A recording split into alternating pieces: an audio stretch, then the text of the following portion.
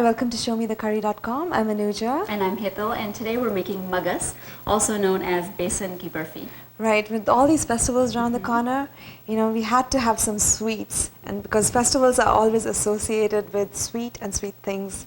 And here's what you'll need for this one. 1 cup besan or chickpea flour, 1 tablespoon milk with 1 teaspoon of clarified butter or ghee, half cup clarified butter or ghee, half cup sugar, 1/4 teaspoon cardamom powder, charori, and sliced almonds for garnishing.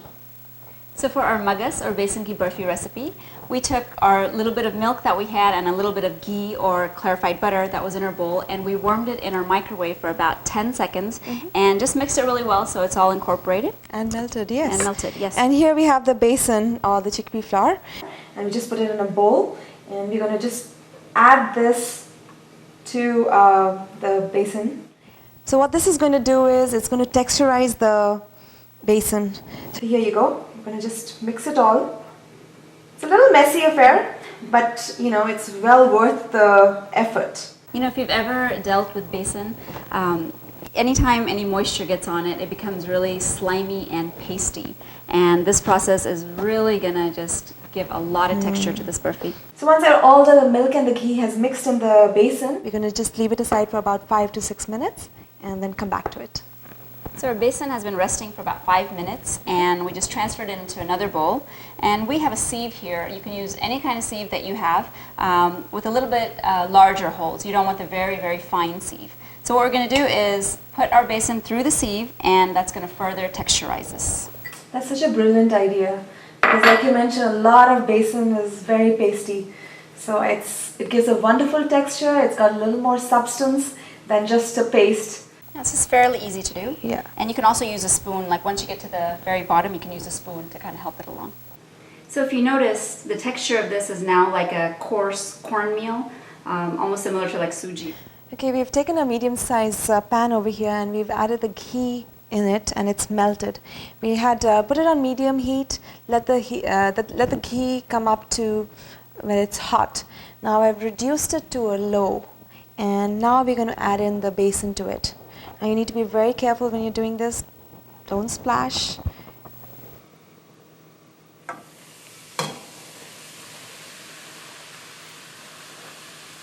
Okay. And now we're going to keep it on low. Very, very important for this particular recipe.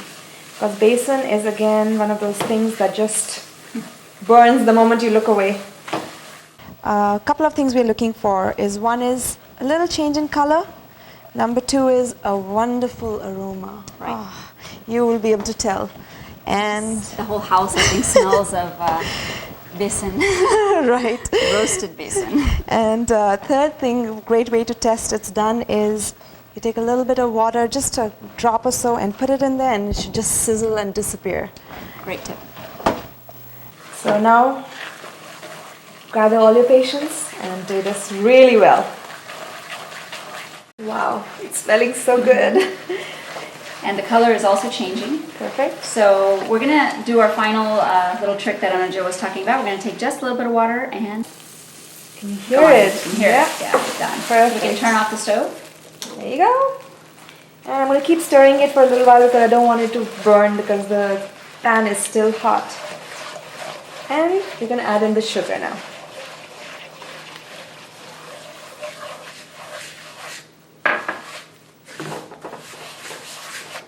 It's a good time for the cardamom powder also.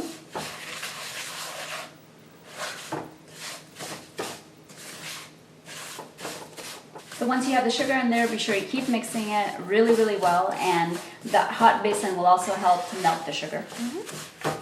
So we put half a cup of sugar, but if you like things a little sweeter, you can add on or subtract a little bit.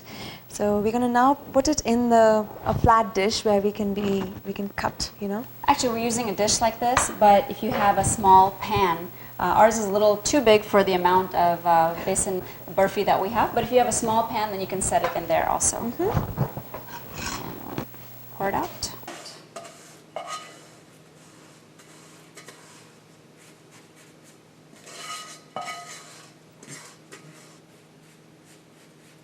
And you can just flatten it out.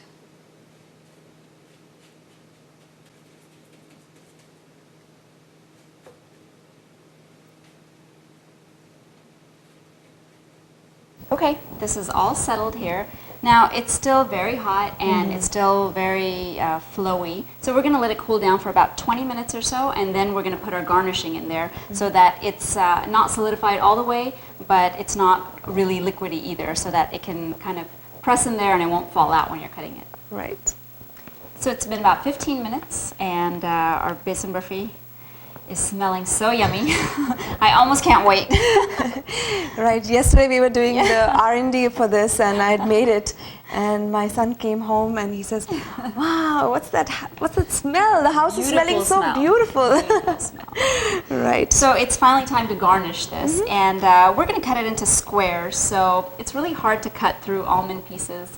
So what we're going to do is kind of guesstimate where we're going to cut this and kind of just place them accordingly, like so. We can also use charori, which are these little seeds. You can find them at Indian grocery stores, and you can decorate with that as well. The other thing a lot of people put is cantaloupe seeds, or they're also known as magas, and you can get them. I think they're a little rare to find, but if you do, if you can get hold of them, you can add it into the mixture. It just makes, besan tends to be a little heavy on the stomach, so it just tends to make the whole sweet little lighter on the stomach, so that's another option. And another thing we wanted to mention was, we've made this as a barfi. Now if you want to make it as a laddu, it's the same process, so we're not going to go through the whole thing again. The only thing different you're going to do is you're going to put lesser ghee in it. Right now we've put half a cup of ghee, which is about 8 tablespoons of ghee, and you'll end up putting 1/3 a cup of ghee, or which is about 5 tablespoons of ghee. It'll work out perfect. So it'll be a little harder to mix. It's not as soft, but you have to, just keep at it. Once you put the water and it sizzles, so you take it off the flame, let it cool down. Make sure you let it cool down before you touch it. Very important part. Yes. And again, do the same thing as rava laddu. You dip your hands in cold water, take a little bit, make a laddu, put it there and let it set. So fairly easy. So either way you want to make it, you want to make barfi, or just for a change make a laddu. It's excellent. Very easy recipe. Right. This is really easy. I was surprised how easy it is, and I want to thank my mom for showing us this procedure. And it's really, the taste is something like you spent hours doing this, but it's not.